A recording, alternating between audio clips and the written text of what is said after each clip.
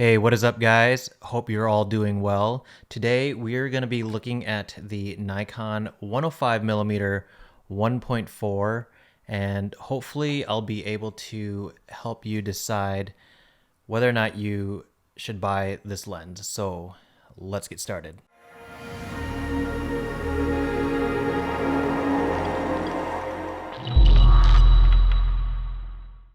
All right, right off the bat, I'm going to be listing some pros and cons of like what I personally feel about this lens. And I'm not going to get into like the technical part of the lens, like the 9 aperture blades or anything like that. I'm just going to be telling you guys like personal experiences of like the lens, like shooting the lens itself, not so much like the technical side of it, like how much glass is in here. We're not gonna be talking about that. We're just gonna be talking about like practical use. One of the things I do like is the barrel distortion for the portraits. I did a photo shoot with my niece and my sister, and as you can see in this picture here, her face is very even. There isn't a whole lot of barrel distortion, and even if so, like if you use programs like Lightroom or Photoshop, you'll be able to do some lens correction with that. But I noticed with the 105 there isn't a whole lot of barrel distortion. And another things I do like about the lens is the lens compression itself.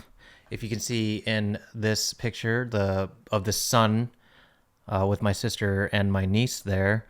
You can see how well this lens, the 105, just pulls the sun towards them. And let's not forget about that beautiful, delicious, creamy bokeh that you see in these pictures. It's pretty much just destroys the background there. As you can see, my niece holding this flower. I mean, her arm isn't that long, but you wouldn't almost recognize her by the bokeh alone, you know what I mean? And some of the cons of this lens really is the weight, I think. A lot of other reviews will tell you that too. The weight, it's pretty heavy. It's about 2 pounds, a little more than 2 pounds. If according to the Nikon website, it is 2.14 pounds. And like, for example, if you're trying to think of like things that are 2 pounds, like a package of butter, 4 sticks, that's about 2 pounds. So if you can just, imagine, and I know 2 pounds doesn't sound like that much, but when you're holding your camera like this and you got like kind of this front heavy feeling, like, 2 pounds, like just weighing, in the front of the camera, just down, compared to like the other lenses. And another example, like a football is about 2 pounds, a shoe is about 2 pounds, a pineapple. So if you can imagine a pineapple,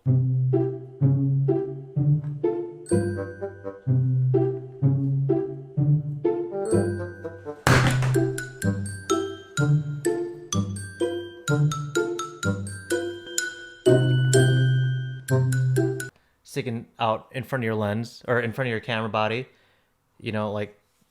like even the strap, just weighs it down. Okay, it's a lot heavier than some other lenses, or a rack of ribs that's like 2 pounds. 32 ounces of water is like 2 pounds. A rack of ribs. So if you want to imagine a rack of ribs sticking outside your camera body, that's about what it's like. And the size, I mean, this thing, as you can see, it's pretty big. Fairly big. It really is heavy, and I'll show you some size comparisons here. This is the Sigma 35mm 1.4 art lens. Hopefully that focuses on the lenses, sort of. Yeah, there it goes. Okay, so that's what that's like next to that 105. And here is the classic nifty 50 Nikon 1.4 next to the 105. So massive difference there, if you can imagine that on the camera body. And for those asking, good question. This is the Nikon Z7 with the F to Z adapter right here. This is just another 105, but this is the Sigma 105 2.8 macro lens, which is also another good lens. Another thing is price. I bought mine when it was like $22.99, like $2,300. And right now on Amazon, it is, I believe, $18.99 as of the recording of this video. And the Sigma 105 1.4 goes for about $1,500. So that's kind of another one of the cons is the price. It's pretty expensive. You're gonna want to know what kind of photography you're gonna be doing. I wouldn't personally pick this as my first lens because the distance of 105 is, you're going to be pretty far away from your subject, which is great for portraits, obviously. Very good for portraits and street photography too. Depending on what kind of street photography you do. Okay, so like if you're just going around, capturing people and all that stuff, like street photography. Like strangers, people, moments, stuff like this. The 105 is really good for that. But one example that I can think of is if you're with your friends, like let's say you are, like someone like me likes to take my camera everywhere no matter what, because I feel like if you don't have your camera with you, you're just kind of wasting money, because you never know when you can use it. I mean, that's just me though.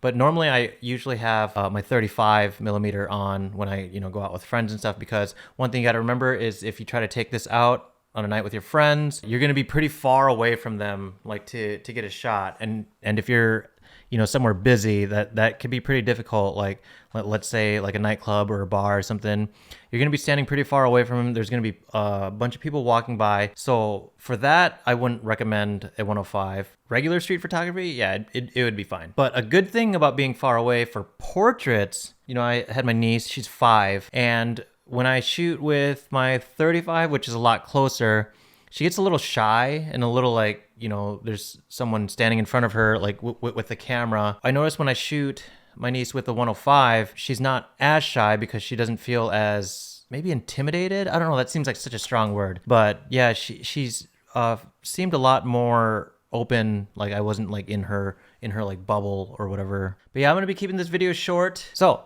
once again, pros: barrel distortion, lens compression, the bokeh, and the cons: the weight, the size, and also the price. Because if you were like me, when you were like looking at this lens and you're thinking, that's a lot of money, whether it's $1,900 or $2,300 with what I paid for it, I would do it again. Like I don't regret the purchase, but I just want to like help you guys decide, like, what are you going to use it for? I'll tell you right now, I don't use this lens that much, but for what it is, like, it's really good. At the end, I will run through the photos for you guys again that I took of my niece and my sister at the end of the video, so you guys can have like one final look. I know that helps me make the decision whether or not I want to purchase the lens, whether you want to pull the trigger or just, what makes you go over the line into the next step of actually purchasing this lens. So that's gonna do it for me. For more photos, go to my Instagram. I have 2 accounts.